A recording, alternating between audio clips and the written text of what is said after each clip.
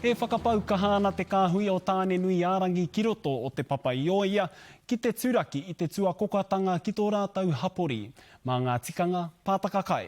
Kua kitea i enei wā mate ko Whiori he uaua mā ētahi whānau te tiki kai, ko te hiahia mā tēnei kaupapa e āwhina ake. Anea Regan Paranihi. He puna kai hei whakaora i te puna tāngata. A lot of whānau were struggling secretly and we just knew that there was a really, really big need and it has grown ever since. He kaupapa I mana hua mai ai I te rātau, whai muri iho I te nohonga moho au tuatahi. We've seen post-lockdown that there is still a real major need for our whānau in the kai space and this is just another way that we as the iwi rangitane could help our community.